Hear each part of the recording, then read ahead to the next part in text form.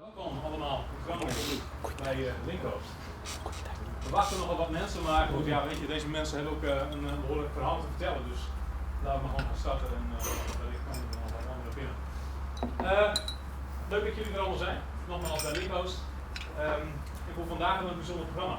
En het bijzondere programma is LinQhost Academy. Wat is nou precies LinQhost Academy? Dat hebben wij bedacht, omdat toch wel vaak in aanraking komen met onze klanten, met de relaties, die allemaal dezelfde technische vraagstukken eigenlijk wel hebben. Toen hebben wij bedacht van jongens, laten wij gewoon zorgen dat we academies gaan organiseren waarbij je eigenlijk onderwerpen samen gaan brengen en telkens weer experts gaan uitnodigen om hun verhaal te vertellen. Gezien het onderwerp vandaag denk ik dat dat in ieder geval in de kern gelukt is. De eerste en we hadden voor vandaag 65 aanmeldingen, dus dat is behoorlijk.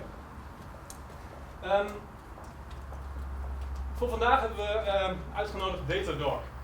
En waarom DataDog? Omdat wij een tijd geleden in aanraking zijn gekomen met deze club. En we inmiddels een aantal getrainde mensen hebben die ook kunnen helpen bij het integreren van wat ik zeg het geweldige tool. En daarvoor hebben we vandaag Oscar Ritzel en Laurent Garcia uitgenodigd. En die zijn dus ook bereidwillig geweest om vanuit Parijs en vanuit Zweden, Stockholm, denk ik, helemaal deze kant op te komen. Om jullie vandaag uit te gaan leggen wat dit alles gaat inhouden. Dus ik geef dan zo ook graag het woord aan hun. Ik zal jullie niet bemoeien met mijn verhaal verder. Ik vind het geweldig dat jullie er zijn. Nogmaals. And of course, a very welcome to you guys as well. And thank you very much for traveling all the way to Groningen. Yeah, thank you. And to give them, of course, a workshop about what DataDog can mean for them. So I will start my story and give it all to them. Ladies and gentlemen, the first LinQhost Academy, powered by DataDog. Thank you.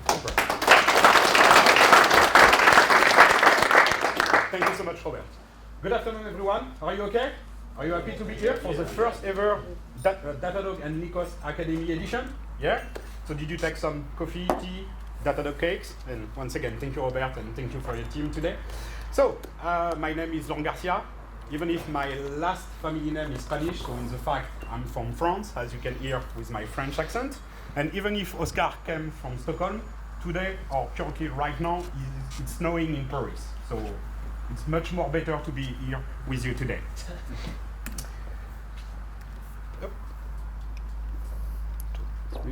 Perfect. Okay.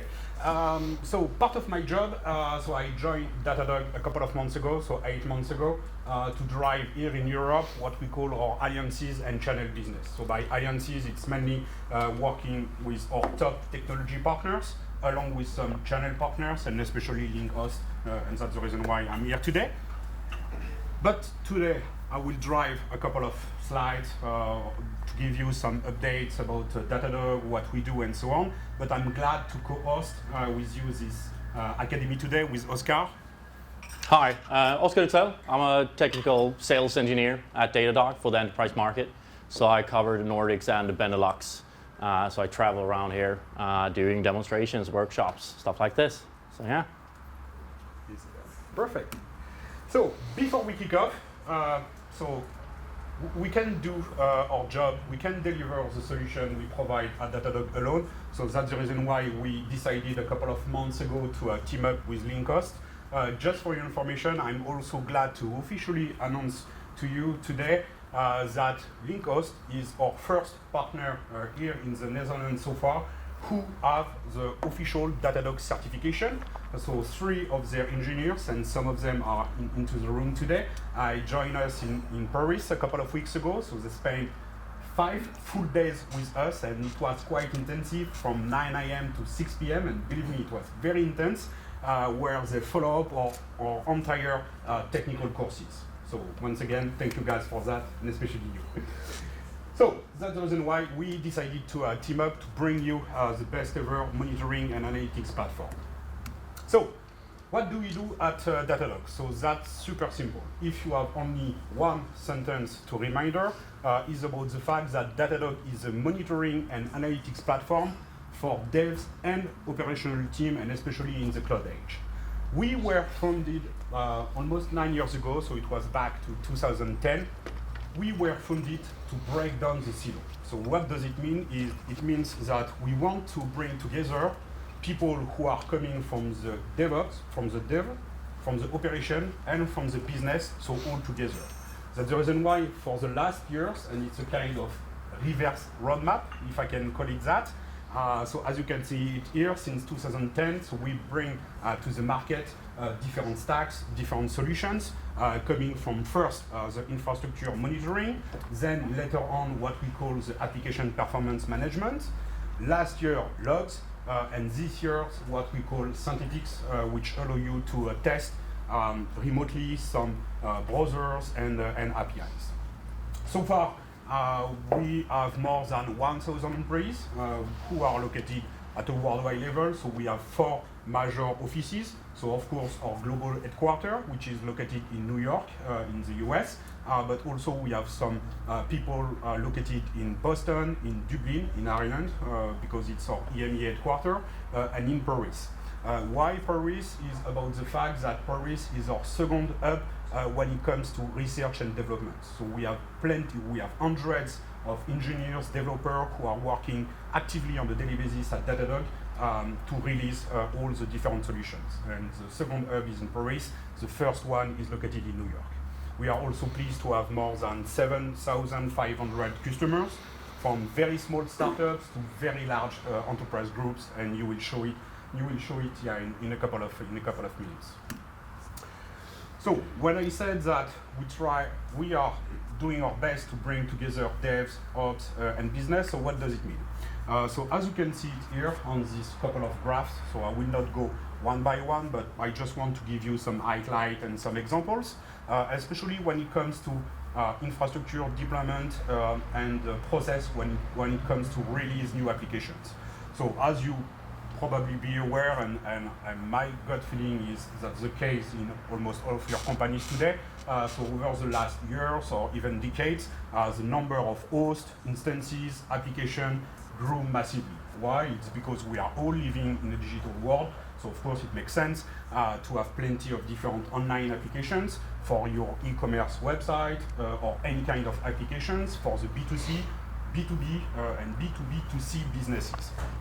But the things who changed dramatically over the last years is about the fact that all of our customers at a personal or at a professional level, so they are expecting you and us to release much more frequently your applications when it comes to adding new features, to debug some of your bugs, and so on and so on. So that's the reason why for the last years we were all waiting even months or even years to get a new release, a new version of an application. But right now, without talking about all the different marketplaces or different stores, so an application is basically updated probably two to three times a week, which is really important.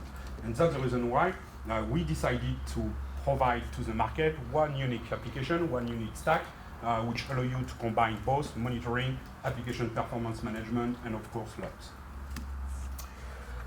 So at DataDog, if you have some numbers or some figures you need to keep in mind right after our academy, is about the fact that first of all, we support over 350 hundreds different applications, which can be databases, which can be communication or collaboration tools, and on a monthly, quarterly basis, we add probably dozens of them. So since I joined the company, we added something like already 100 different applications, and it's growing on a daily, weekly basis. But when I said that we want to bring together different kind of teams, different kind of profiles, that's also because we want a lot of different users, different profiles to use our platform. So, of course, and even if by design it's much more designed for developer and operational people. So even some business people who are driving some sales or marketing staff can log on into the platform and start to schedule or to show some specific dashboards which are linked to the number of sales or the number of shipments or such kind of things. So we want one tool which is here to broad a kind of cross-team collaboration, once again. But the beauty of the things is about the fact that by combining all the different dashboards and different usages from monitoring, APM, and logs, we bring what we call the correlation between all the different metrics, logs, and events. So we are able to determine that if you have a peak of usage when it comes to, for example, additional instances, additional servers, that's probably linked to a specific, I don't know, for example, sales period that your marketing team just engaged the day prior, and so on and so on. So even if right after the event, so each of you will receive from LinQhost this specific document. So I want to share with you some insights and link to a kind of e-commerce book we just released a couple of weeks ago, so it was 10 days ago. So that's a book which has been written by Danny Miles, so a US guy who is an e-commerce CTO for a company named the Dollar Shave Club. So I don't know if you are aware about this company or not, but I strongly encourage you to log on into our platform and to see some information about it. So we published a very nice book which is all the very important key KPIs for e-commerce, and especially because he is a CTO, as probably some of you in the room today, so CTO or developers, and one of his main statements is about the fact that as a CTO, you are all accountable for the reliability and the performance of your e-commerce website. So when you go to the office on a daily basis, so in your morning routine, out of the fact that drinking coffee and so on. So each time you arrive at the office, the first things you have to do is to open different tabs and look into your own KPI dashboard. So that's really key. And that's the reason why he built a kind of 4 pillars, which are the following one. So site reliability and performance, where you can find different kind of metrics and dashboards when it comes to applications, when it comes to system levels. And within the book, you have all of them, which are really nice described. So just to give you an examples, when it comes to application levels, it can be the number of active sessions or the number of cards which have been added, for example, last night, or the number of users who have logged in the previous days. When it comes to system levels, so here it's much more about the performance itself. So for example, if your website and your e-commerce website was uptime or not, but also the number of users who connected to the platform and so on. Combined, so that's for the technical piece, combined with some web analytics as well, when it comes to the number of pages which have been visited, but also the time the user spent on your website, plus also all the different external links who pointed directly to your website. And then, once again, the business aspect about, for example, the average order value per customer or the conversion rate. So all the things to manage within your company as a sales funnel. Also, we have plenty of different use cases, but at least there is always one we like to quote at DataDog. Is one of our large US online retailer in the US who suffered, probably it was a couple of years ago, 2-3 years ago, a major outage, and especially during what they call in the US as Black Friday.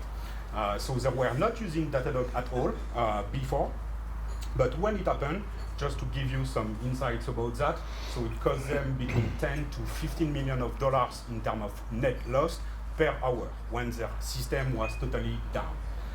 They were out of business for just 5 to 6 years, so it cost them over 50 million of dollars. And it's backed up by any kind of analyst cabinet report you can find on the web, that per hour, generally, it costs over 10 million of dollars.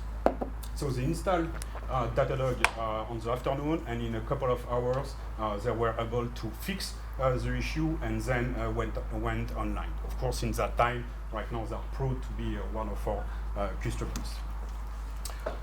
Last slide, just to give you some concrete examples about customers and partners we are currently working with at a global level, but once again, there are much more.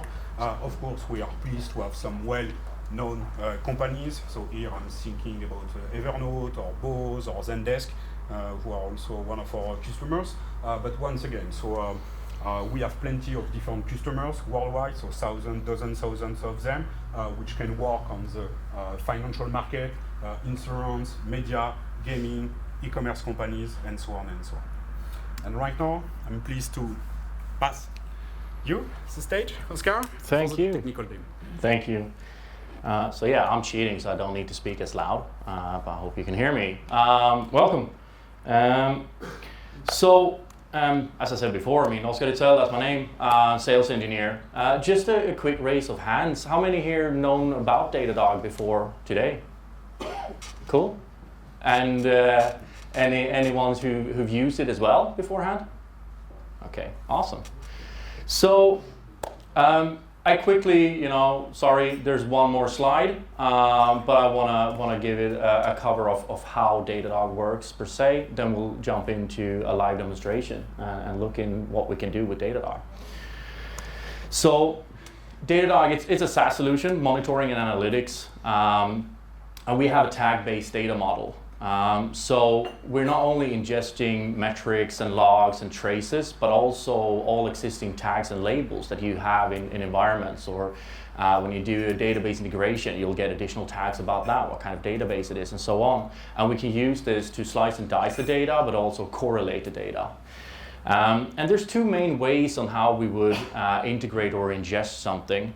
And the first one is agentless. And this is just an example, and we do any kind of SaaS solution when it comes to Slack integration or PagerDuty and so on, it's agentless. But then we have our one single agent as well. So with our agent, per default, we do collect every 15 seconds down to 1 second granularity. And when it comes to metrics, we store these for 15 months as a default, and we don't do any roll-up at all. So it's full resolution for 15 months. So you can go back to Black Friday last year, and you can actually see second by second, if that's the granularity you're collecting for, to see how your environment was there. And with the same agent, we do metrics, integrations, which you can activate. As soon as you install the agents, it's about 80 to 120 system metrics, disk, CPU, and so on. But then enabling integrations to databases, to applications, and more. Same agent is where we also collect traces of applications. So we have auto instrumentation of multiple languages, PHP, Go, Python, Java, and so on. And we still send these through the same agent. And also then we can collect logs. So existing log shippers like Logstash or Syslog Flavors or FluentD, but also the agent itself. You can just point that to a directory or to a specific file, and we'll tail that and send that in. On top of that, we also, when it comes to configuration management tools or automation tools, we do have already predefined like playbooks and cookbooks and whatnot, so we've done the heavy lifting, so we can just push the agent at scale. But we also ingest events from these, and also from CI/CD pipelines like Jenkins, for example. And why we do that is so you're able to correlate and overlay this with your metrics.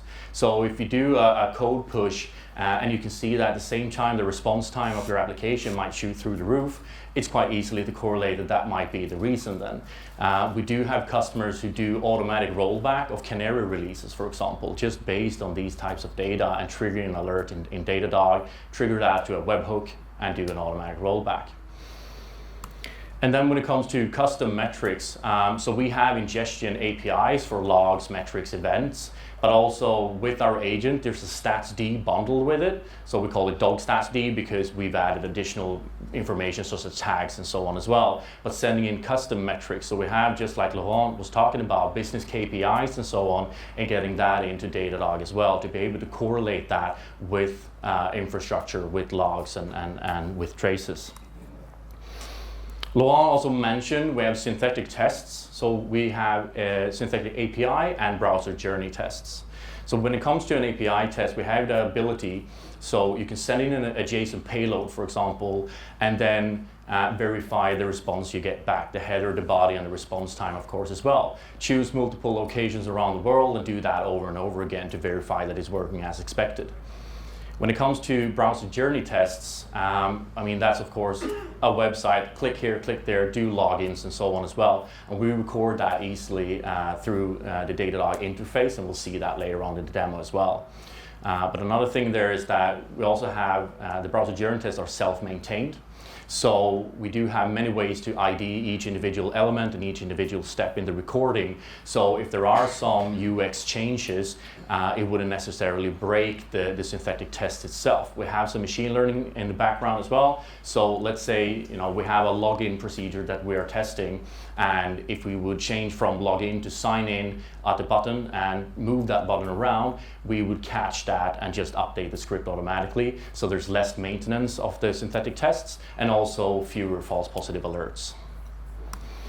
And lastly, collaboration. That's key, right? And we want to break down silos, just as Laurent mentioned. So having an easy way to do collaboration, to send into Slack when you see a graph and it might have not triggered any alert, but you see a spike and you find that interesting, to be able to just mark that out easily and get that sent to your Slack channel and asking, hey, what's going on here, anyone else? And having a direct link into that time frame and looking at the same type of data together. That's the quick slide. So let's, there we go. So let's look into DataDog itself. So as we mentioned, we have over 350 integrations right now, and you have agentless integrations and you have agent integrations. And these are the different integration tiles. And just to give you easily, because since there's so many, thankfully we have a search box for it as well. But for example, we can look at Nginx. And on each of these integration tiles, you'll have an overview of what can you expect from this integration. We'll have a configuration tab when it comes to, for example, in Nginx, you need a stats module, and then how you configure our agent using is a YAML file configuration to just point to that, and we'll start ingesting it every 15 seconds. And also, if there are possibilities of ingesting specific logs, for example, we will cover that here as well. So it's an easy step to do and enable these kind of integrations. Also, the majority of these integrations we do have out-of-the-box dashboards. So there's no requirement of, as soon as I've enabled something and ingesting metrics, to then go and start creating a dashboard as well before I actually get some value out of this. You'll have an out-of-the-box dashboard so you can use there straight off. Forgot to mention before, but if there's any questions and so on, please raise your hand, and I'm glad to take questions as well. So basically, if we're looking at an environment, and this is called a host map, to give a holistic overview of all the hosts that I'm responsible for. And you can see a lot of different hexagons right now, and each individual hexagon is a host. Right now we see a little bit more than 4,000 hosts into one view, and it's just one big mess really. And this is the strength comes in now to have a tag-based data model, so we can slice and dice that data to find what's actually of interest for me. Right now the different coloring on the hexagons is per default CPU utilized, but you can change that to any metric, even custom metric that you're sending into DataDog, to just filter out and view what's of interest for you. You can also do a quick correlation and change the size of these hexagons with another metric to do a correlation there, and we'll look into it. But when we're talking about the infrastructure and so on, for example, we tell our development teams to add their team tag to the hosts, so we can slice and dice into it easily. And we can see a lot of them don't actually do it, so we can just and hide those. So we have all our different teams. But what we can do as well is look further on. So, what projects are they responsible for, or what types of roles do these different hosts actually have within those different teams? So we can jump into the metric intake team, for example, and we can start looking, we see how much of a cube nodes they're using and so on, and jump in from there. But going into the metrics and so on, DataDog, we're a big Kafka consumer. So something that's interesting for us is to look at the consumer offset, and we just filter out the host that doesn't send that specific metric. And this could be any metric that is of interest for you, of course. But doing a correlation here would be, for example, with the broker offset at the same time. So we can easily see then where we have a high consumer offset in the coloring and a high broker offset in the sizing of these hexagons as well. And from here dive into any of the specifics and look more in detail about that specific host. So we can see here where we have just the generic information about this machine. On the right hand side we see all these tags that we've ingested as well, and we can add additional tags in the web interface or of course through the agent as well. And then on the left hand side we see the different integrations that we have enabled on this host, and we can look further into those details, for example for the Kafka or for just the system metrics really, and jump quickly to a dashboard for that specific host or that specific integration. If we're sending logs from these hosts as well, you'll be able to see those logs straight from here as well, and then jump into the log explorer to actually dive deeper. Make sense? Cool. So that is, giving a holistic overview of the complete environment, but actually filtering out what is of importance for me, what am I looking for right now. So as I mentioned before, we have out-of-the-box dashboard, and as soon as I enabled the Nginx integration tile, I got this dashboard, for example, as well. So it's just to give a good overview of the most important metrics that I might care of. And from here, we can either clone this to edit that out-of-the-box dashboard and add additional things, or of course, we can create our own dashboards as well to visualize what is of importance to me. And I will show you a couple of dashboards here. So, this type of dashboard, we have two different types. It's called a screen board, or we have a time board. And what we're looking at right now is a screen board where it's perfectly on a big screen, right? So what I've done is just to have a good overview for my team with our application. So I have my SLAs right to the left-hand side. I'm looking and having some eyes on the latency of my application and the amount of errors in my application, and more detail there as well. Keeping track in the middle about, if we have an increase in support tickets that is coming in as well, make rise an eye that doesn't actually have to do anything about the metrics of my environment, for example. And then just having an overview of the environments themselves as well. But going into and finding something interesting here, that's the reason why we might want to jump into a time board to actually start troubleshooting here. So with the time board, as you see when I'm moving my mouse around, the black line is following all the graphs, so we know exactly where in point of time we are. And if I press L on my keyboard, I've just locked the cursor. So I can move the cursor around, and we can scroll down then without being worried that I will move that, and I can actually then quickly determine, the spike was there, and we can correlate that with any other metric that I have in my time board. With these different dashboards as well, we have something we call template variables, and this is utilizing the tags again. Instead of having the need to create a new dashboard for each individual team or anything like that, all of them are usually, they want to see the same kind of metrics, but for their application. And that's how we can use template variables. So we can add a team tag as a template variable, and I can quickly switch to not viewing the information about all the teams, but only view the information from one specific team or one specific application and so on, without the need to create new dashboards all the time. So that's the template variables. But what you see here, the first three widgets as well, is our different machine learning algorithms that we have. And this is also why it's so important that we keep these 15 months of retention at full resolution, because our machine learning algorithms will be more precise as well. So the first one we have is anomaly detection, and we have different algorithms for these. We have great blog posts going more into detail about these. But what we can spot easily is then when something is out of the ordinary, and we do these seasonally as well. So if you always have spikes on Tuesdays, for example, we would never alert for that. That's normal state, right? But then we can do forecasting as well. So we have linear forecasting and we have seasonal forecasting. And one, the traditional one is of course your disk space, to get alert about that or see that visually before it actually gets filled. But we have a lot of customers who are doing this with business metrics and so on as well, to decide and see where we're heading and if they need to scale out or add additional resources and so on as well beforehand.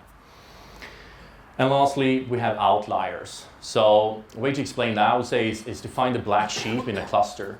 If you have a cluster of services who are delivering the same kind of thing, they should act and behave about the same as well when it comes to latency or amount of connections and so on. So it has a nice load balance spread. And what we can see with an outlier is if they are within okay, reasonable and behaving about the same, they're just gray dotted lines that you can see in the bottom. But we do have a few here who do stick out, and that's why they are in coloring and a thick line. And it's not only for visualization like this, we call them monitors. That's how you set up alerting in DataDog as well. And can get an alert sent into Slack or PagerDuty or any other tool that we have an integration with for that sense. Or trigger a webhook. Like I mentioned before, doing an automatic rollback of a CI/CD pipeline of a release, we could do that with triggering webhooks instead. So, as I said before, I find something interesting and this spike is actually interesting, I can choose to annotate this. So if I do that, I can just drag out and I find this one specifically interesting or the other one. And then I can easily just get that sent to my team's Slack channel. And they will get that Slack message and they will see a screenshot of this specific widget. And they have a link to it, and if they click there, they will come to this specific dashboard, this specific widget at this specific time, and they will see this box now that I've added to it. And clicking on that, we can just continue. And it's not only in Slack, you will see this within DataDog as well in event stream as we have. But another thing is also, you might have noticed that we have some red bars here in this first graph. And that's events that we've ingested, that I've set to this specific graph. So since I've added that, we can easily open up the event stream. And in this case, it's actually Ansible events. So when I have a new Nginx that is configured or reconfigured or redeployed, I can quickly correlate and see if I have an issue and if that is actually correlated with any of the metrics. And hovering over these, you will see them get marked out in the graph as well, so you can easily do that determination. And this is just an example with Ansible. As we can see here up in the source, we can just change this to Jenkins or any other type of events that we're sending in. We can also do the same thing with logs specifically. So we can search for logs and have that as an overlay like this. Make sense? Cool.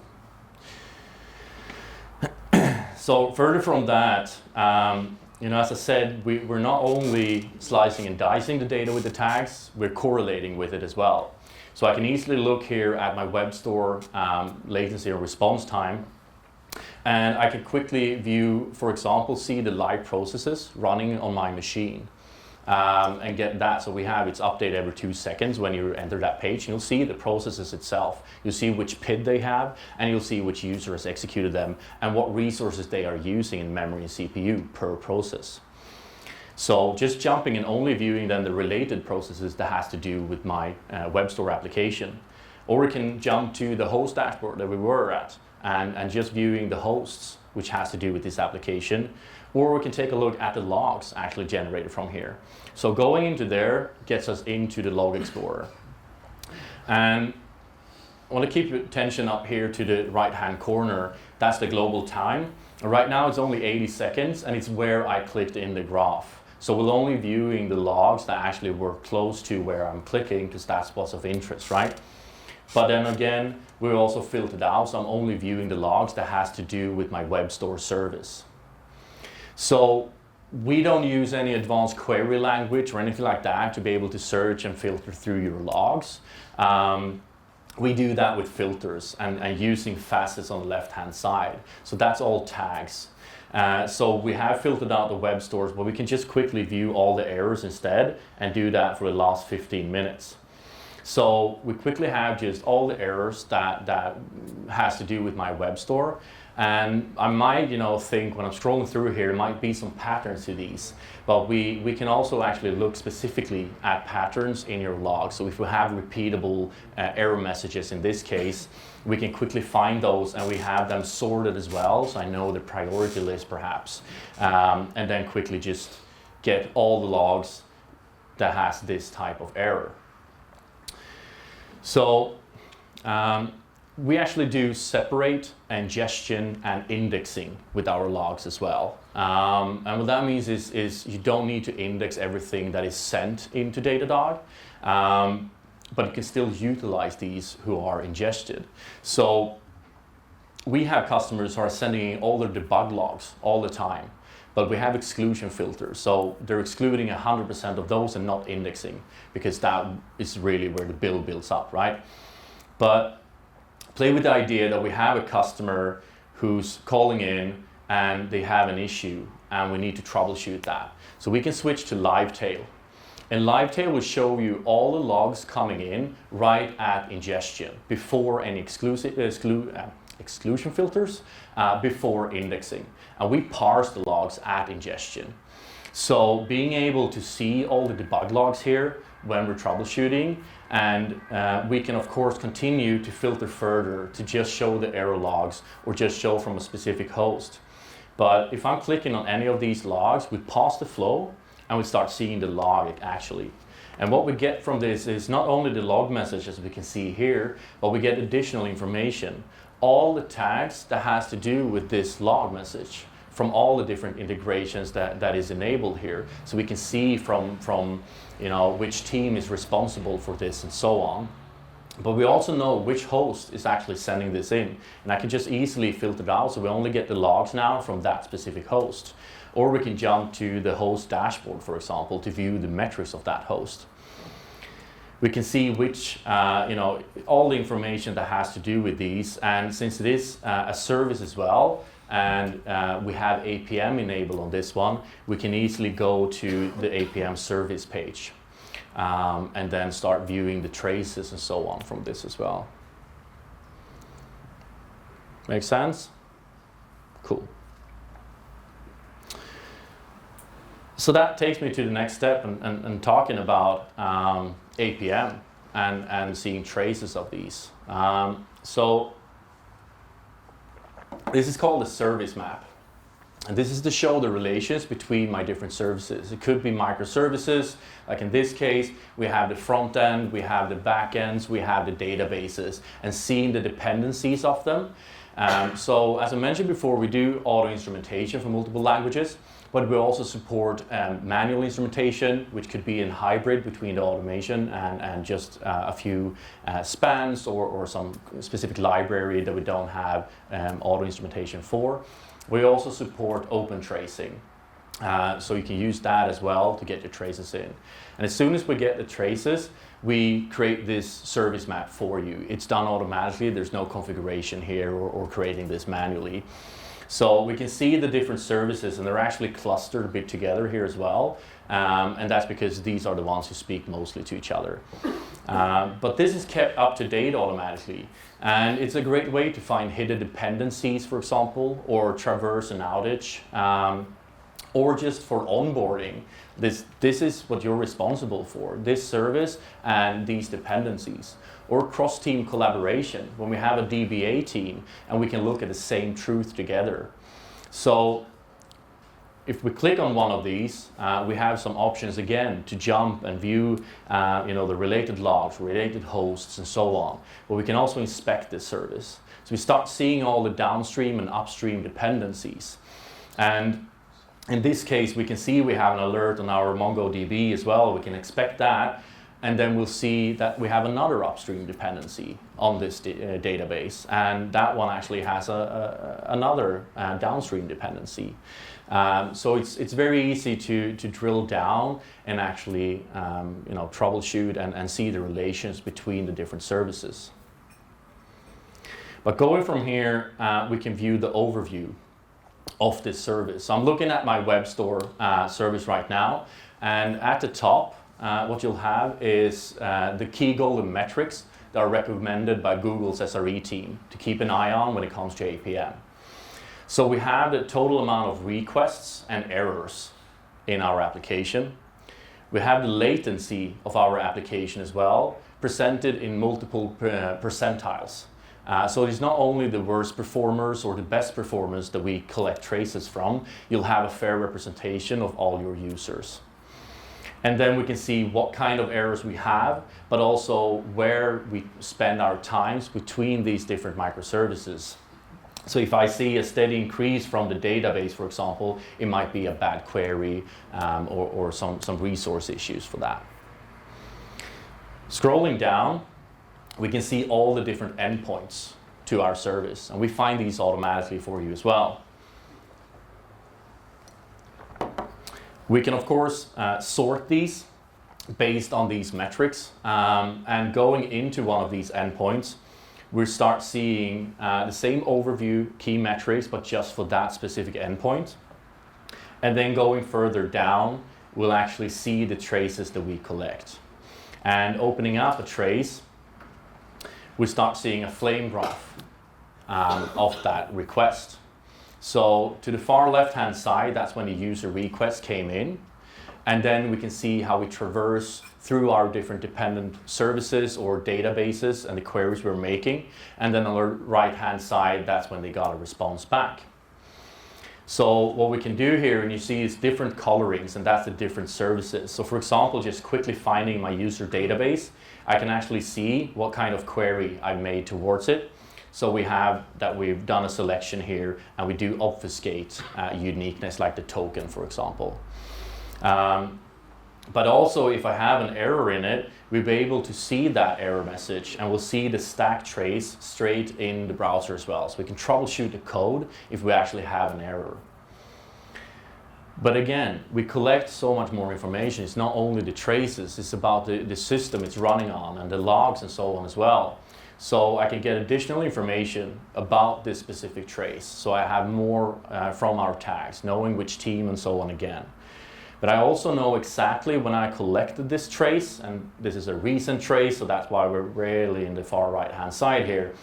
But we point out exactly when we collected that trace, so you can see easily and compare that, correlate that with the system metrics. It's the reason why this trace is so slow, because of CPU utilization or out of memory or disk latency. And we can also see the specific logs that we've actually collected. And we see when we collected them as well, to easily find out if the issue might be because of what the reason actually is, what kind of log outputs the application is putting out there. We also have, if it's for example, Java and Ruby and so on, we have environmental metrics as well, like JVM metrics, where you can see it the same way as with the host metrics that we saw. But that is looking, at a haystack of services and a haystack of traces especially. We've just gone down and we just picked up one needle to look at. And the question is how we can find that needle when we need to. And that's where we have our trace search. So let's play with the idea, a customer calls in and says, hey, the web store is slow. Cool. So any error messages? No, just slow. Okay. So what we can do then, is right now we have almost 1.2 million traces right here, and this is just the last 15 minutes. But I know it's the web store, so we can easily just filter out that. So we're down to 45,000 traces. It's a start. But we know they said it was slow as well, so we can actually just look at the duration and see everything that is slower than 8 seconds. And we're down to 600 traces. We're getting there. But I also know which customer actually called in. And you can send in this metadata information with our tracing. So for example here, I know which merchant, so I can filter out which merchant ID actually called me. And we're down to 6 traces, and I can easily find which one I'm actually looking at and troubleshooting and start seeing more here. So zooming into this one, so we actually have easier, and we have some issues in our Rail application in this case.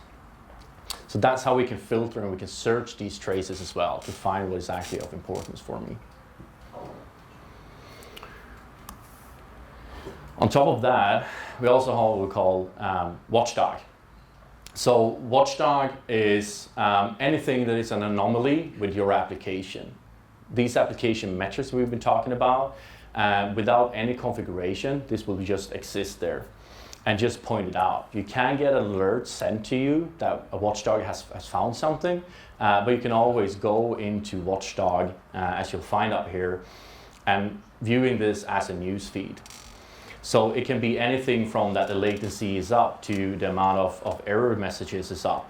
And if we look into one of them, when it comes to error messages, you'll have the collection here as well on the stack trace, so you can easily find that.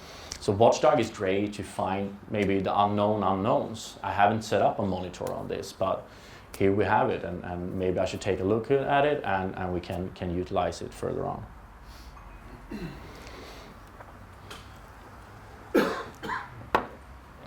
So we talked about synthetics, and I want to cover this a bit as well.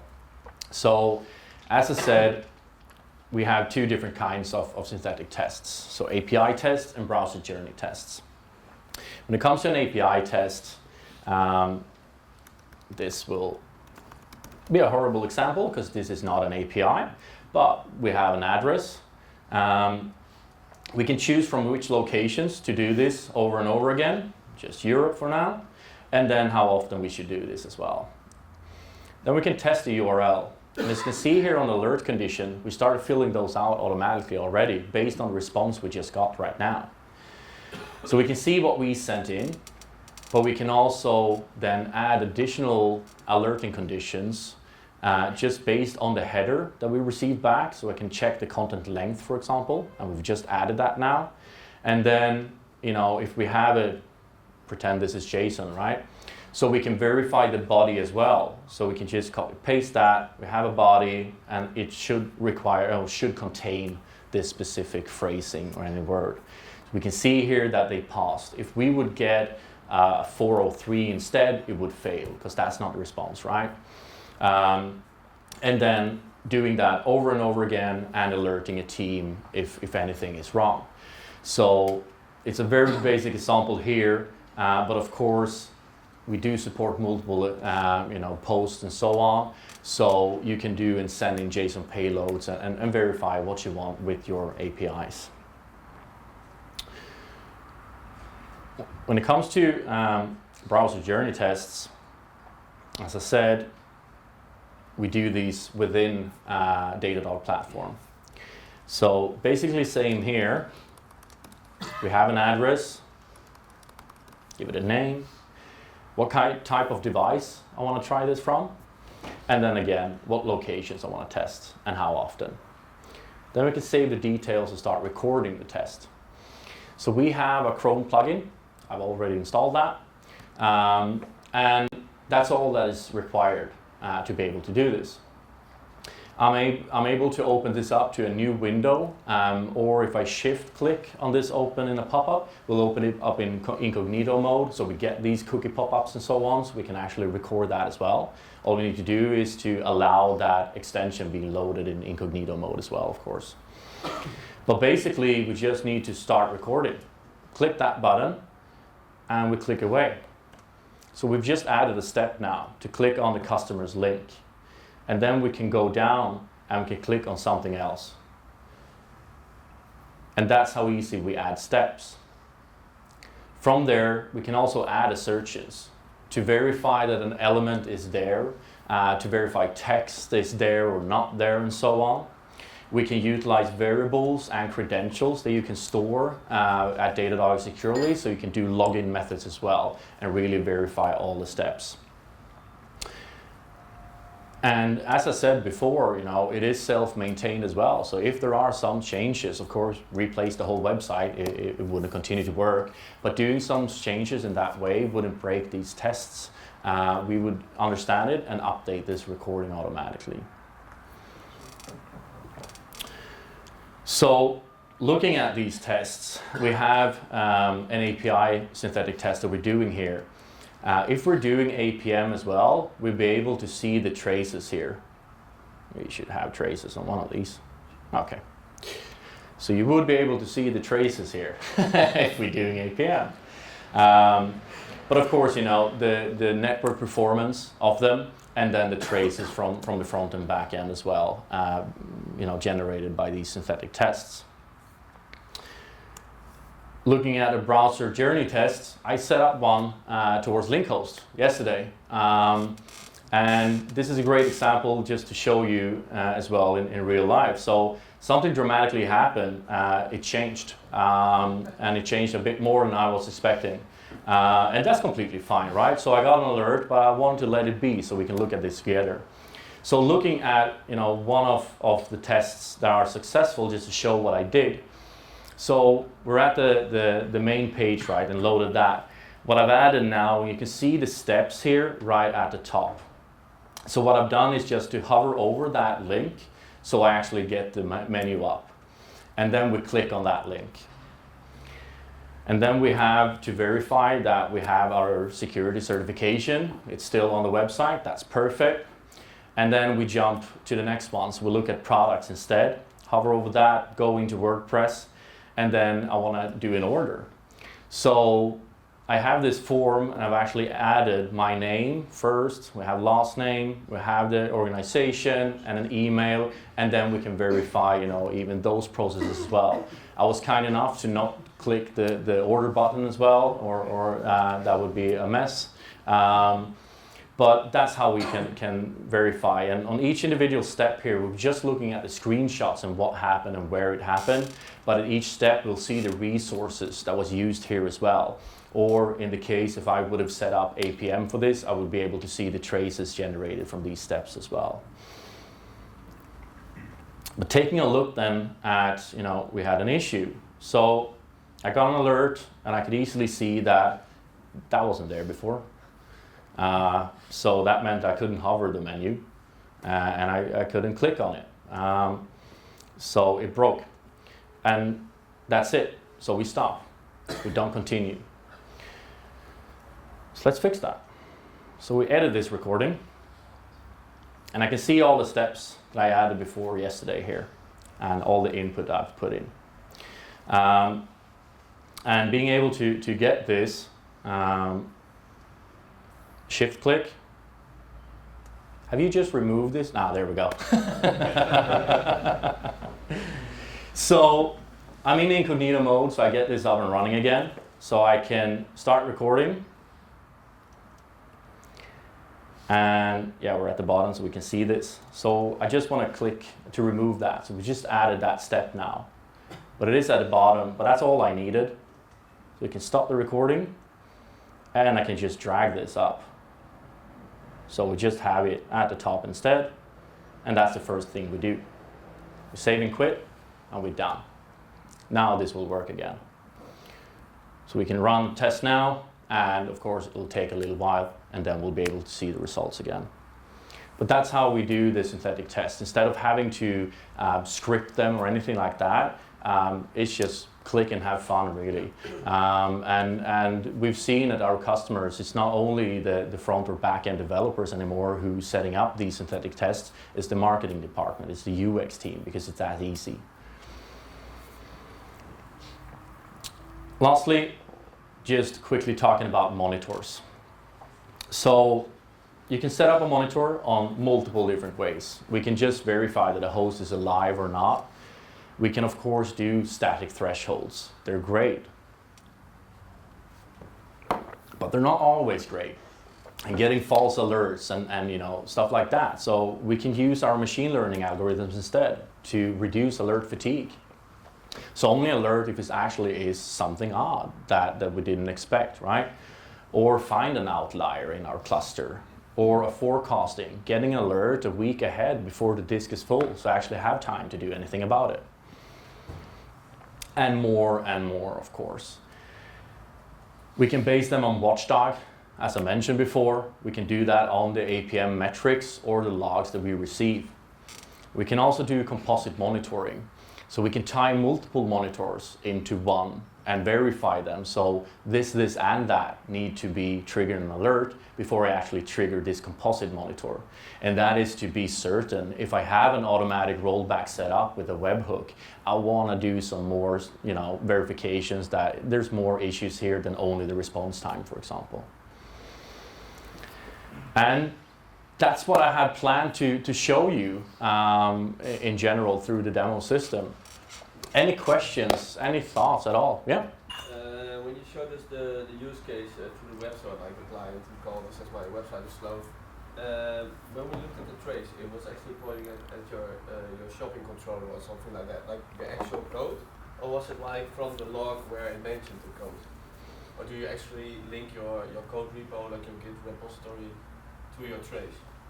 Oh, okay. Well, you can do a link to ingest the event from your repo in that sense. But what we were looking at is the collected traces. And I was starting at the web stores, as you said, but I would also then see all the dependent microservices that has been communicating there and search for that. Or did I completely misunderstand your question here? No, because it's kind of like in the end, the conclusion was maybe something was wrong with your code, that it did a bad query or something. Mm-hmm. So would you actually know at which method or which class or? Right, okay. So we collect the spans, and if there is an error in the code, that's when you see the full stack trace, and you can actually see that. If it's not, you'll be able to see if it is a query to a database, you will be able to see the query. But you wouldn't see all the methods and stuff like that. But it gives you a good performance overview of your traces to be able to go further from that and actually troubleshoot your code in your IDE really. Yeah. Any other questions or thoughts? Yep. I'm interested in what steps are necessary to implement this.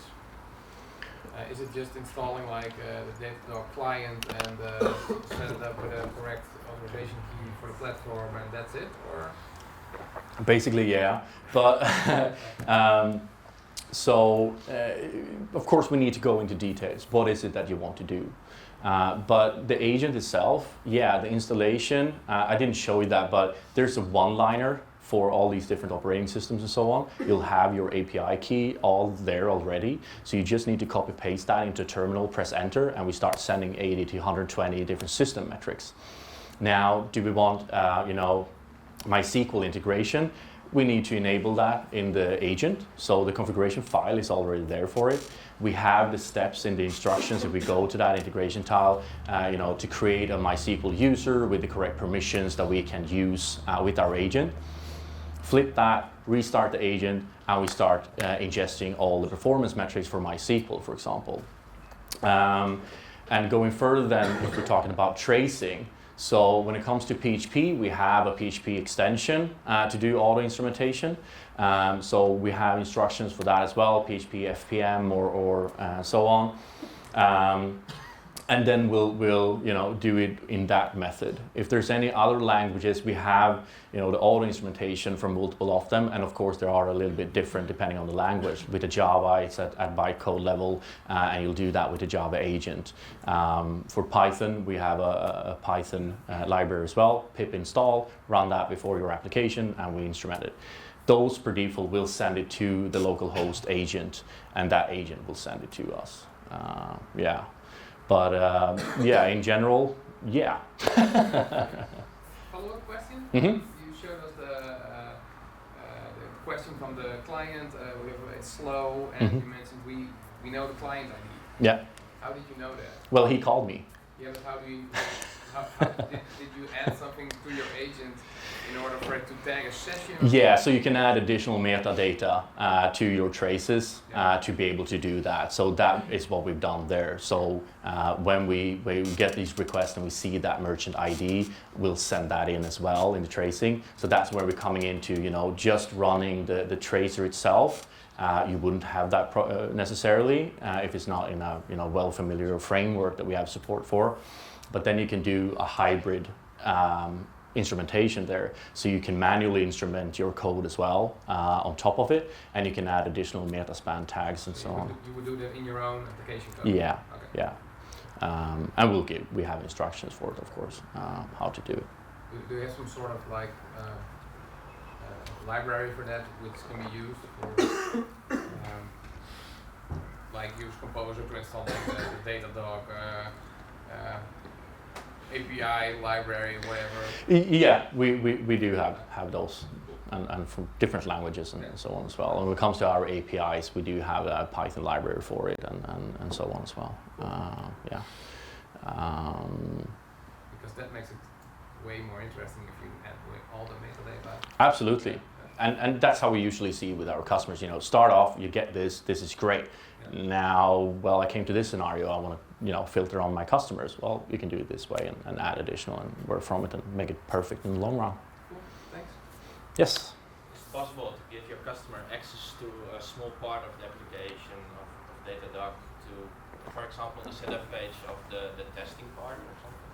Not to configure in that sense. I mean, we do have more, it's called parent-child organizations and so on. It will be a separate DataDog and they can do whatever they like in there. But when it comes to sharing information, like these dashboards that I was showing before, we can make public unique URLs on them. So you can easily just say, make public URL. You'll have a uniquely generated one. And then that dashboard will be in read-only mode. You'll decide which time span and so on, and that you can share with anyone. So instead of traditional PDF reports, which gets old as soon as they arrive in the email, right? You can actually just view a live dashboard and have your business metrics or sharing with customers your SLAs and so on as well. Okay, can you tell us something about the pricing model of DataDog? Yeah, so it's based on the same there, which kind of product. It's a host-based pricing model, basically. Yeah. Yep. Could you tell us something about the machine learning capabilities you mentioned? Yeah. What do you want to know about the machine learning capabilities? Well, for example, is it possible to monitoring certain creeping trends or certain correlations between parameters? What kind of features could I expect from a machine learning? Well, there's as I mentioned, there's 3 algorithms that we have. It's anomaly detection to find anything that is not normal in your metric or metrics, or finding that if you have a cluster of metrics that one is not behaving like the rest of the cluster, or you can start forecasting. So that's what you can choose when it comes to alerting in that sense. Now we do have, and we're working on, we have in some betas to correlate more and so on and find it internally, but not as a trigger alert in that sense. Yeah. How do you define what is normal then? Is that something that you could learn also? Yeah, it's based on your data. So when it comes to anomaly detection, you could start using it quite right off when you start sending in the metric, but of course it will get more precise when we have the full 15 months. We know exactly how your environment is let's say response time of your application. This is normally on Tuesdays we will have this spike. On Fridays we will have even a bigger spike, and that's completely normal. But we'll get an alert if there's no spike at all on Fridays, because we always have them, and that we just learn. It's based on your data. There's no what's called pre-trained data models for that, because that wouldn't work. All environments, all the metrics are unique, right? So it's based on your data. Yeah, so you don't need to define yourself what's normal. No. It's one I didn't show it specifically, but we have a motto. It should be simple, but not simplistic. So I'm not a mathematician. I wouldn't be able to explain to you exactly how the algorithm works or those kind of parts, but I can very easily add it to our dashboard. So when it comes to this, all I've done is you'll have a plus sign there, which is here now. Add an algorithm, and I've added anomalies. And we have 3 different algorithms for that. It will be a pre-selected one, which is a recommended one based just on your data, how it actually been before. And in this case, of course, I've chosen basic because then I know for certain I'll have anomalies in my demos. but it will be a selection, and any other configuration with the anomaly detection is the bounds. And you'll see that easily visually. It's the gray band around that metric, which can get thinner or thicker, and that's how much of an allowance of anomalies do I want. That's it. And as I mentioned before, we do have blog posts going more in depth about individual algorithms and how they work. Any other questions? Yeah. What about exports? Like a lot of what I'm seeing now is data inside the application. Mm-hmm. Can I like export something to JSON or CSV or Excel? Yeah, I'll more talk about what's the use case. What do you want to do it for? Well, let's say you have a presentation with investors or whatever, and you want to show how awesome your uptime is of your servers, or that last December, which normally is our peak, our servers were CPU wasn't utilized more than 60%. Yeah. Something you can export using not just basically make a screenshot. You can export to a certain degree. You can't just download the whole data set. But I would say an easier way of doing that is using a public URL generated dashboard instead and viewing that in DataDog, right? You can generate public. Yeah, yeah. Sorry, was someone over here? Yeah. Why did you pick 15 months as a... So it's 1 year and an additional quarter. Yeah, but why not 8? So, well, good question. But yeah, that's what we've chosen, especially instead of, I think the question is why not 12 months? And that is, giving extra leeway to have, a quarter additional of information to making decisions and so on. It is, however, possible and negotiable to extend it if you want more than 15 months. 15 months is the default for everyone. Okay. No one else? Going once? Going twice? Oh, there we go. So, is there a possibility to store the log locally if you run it, or is it only are you just putting it to your cloud? So for us, and what we're seeing here is always pulling to our cloud. You could, however, let's say you're using a syslog, you could, send, so you have that local storage as well, and send it to DataDog, or just the specific logs you want sent to DataDog. What we have though is you have an archive possibility within DataDog as well, which is an archive you own. So as I was talking before, excluding all the debug logs and so on, for some reason maybe I want to archive them still, you can still do that. And we also have what we call log rehydration. So if it's, the index has a period, of course, that we index in. And if it's gone over time, like more than 7 days, and might fall out, or you realize, several months ago, like we had a huge outage and we need to do a post-mortem about this, you can rehydrate those logs and it will be a separate view. And at that rehydration, you don't need to ingest all the logs from your archive. You'll have the same, searching that we did to only ingest the logs that is actually of interest from this specific application, from this specific server, perhaps. And as soon as that's done, you'll have those in the Log Explorer to be able to view those as well. Yep. How about GDPR? Because there can be a lot of information in the log files, also customer-related information. Yeah. So I was about to jump in just to add something linked to your comment or question about logs. So when it comes to logs, so first of all, you can encrypt the logs which are sent to DataDog. As Oscar mentioned to you, you can exclude some of them. And within the log itself, you can hide some information. So let's take an example, a kind of email address, credit card information, personal name, and so on. So you are able to disable these specific functions to make sure that the logs will be hidden from a DataDog perspective. And then we have a data center here in Europe. So we have some GDPR and DPA agreement as well. Yeah, we are GDPR compliant. But just as Laurent mentioned, in the agent, before the logs ever leaves your premise, you can mask the logs already there based on regular expressions and so on to take care of that. Yeah. Is there any overhead to the agent? Of course, there's no overhead. but it's a very tiny overhead. We built it from ground up to be very performant, very tiny overhead. You saw in the demo environment here, we have 4,000 hosts. We have customer with way larger than that as well. So it's one of our top priorities, of course. The agent is open source, first of all, and it's written in Go.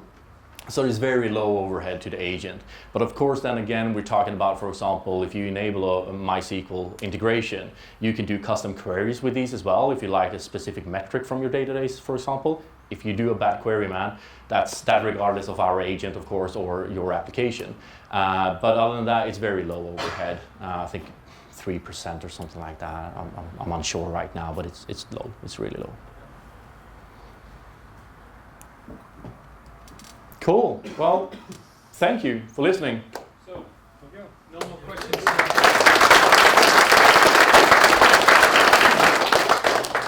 So, absolutely no more questions left because Oscar is only once here in Holland, so one.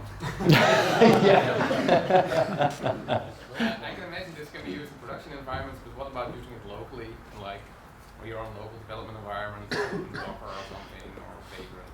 So, DataDog itself, you can't host that anywhere else. That's a service. No, but I mean installing the agent. But you can install, absolutely.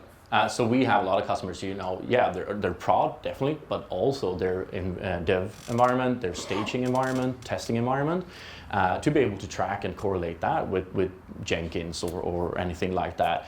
The agent, it's always outbound communication. It's 443, encrypted, sent, addressed. As long as you can connect to public internet, you can use the agent. Yeah. I will stop asking. No worries. At least I can pull out one question. That's perfect, man. Anyone left?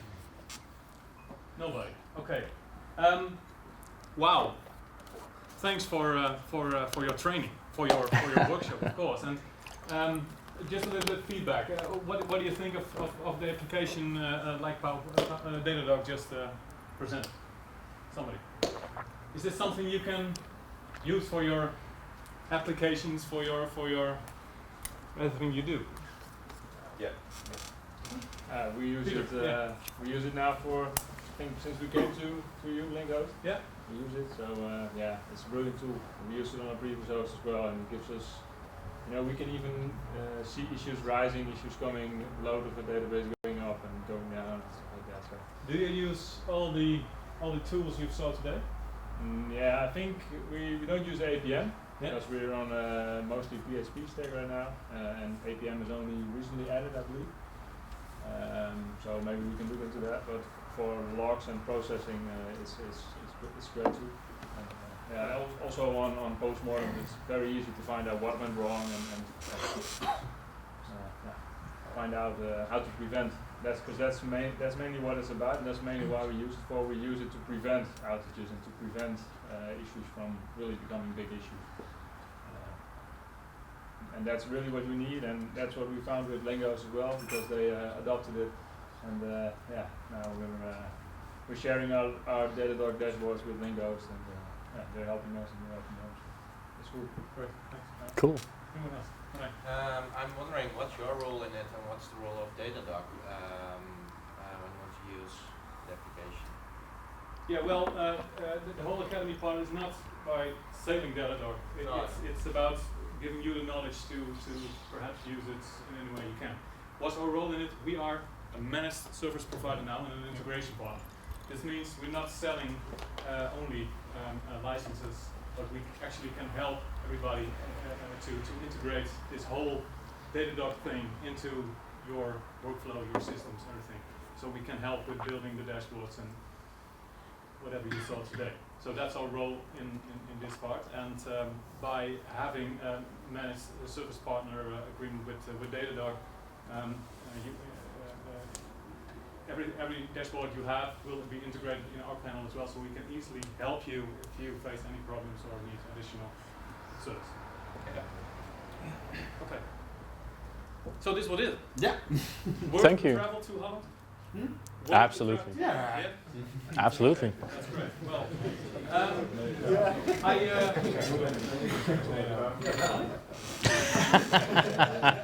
I would like to thank you again for coming all the way over to Groningen, because tonight you will fly to Sweden again, to France again. And the thing is, normally when you have a presentation like this, you give something like a gift or something like that. But you probably have nothing more than just hand luggage. I can give you a scarf if you wish. This is my gift for you. So we figured that out. We're going to send you something nice by postmail, but to give you something which correlates a little bit with Holland, the wooden shoes, I would like to give you this. Thank you. There you go, this is from the home front. Thank you so much. Well, guys, thank you very much for being here. And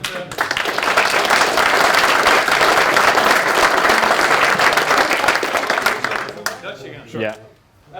Ik hoop dat jullie een hele mooie indruk hebben gekregen van wat LinQhost Academy gaat betekenen voor nu en voor in de toekomst.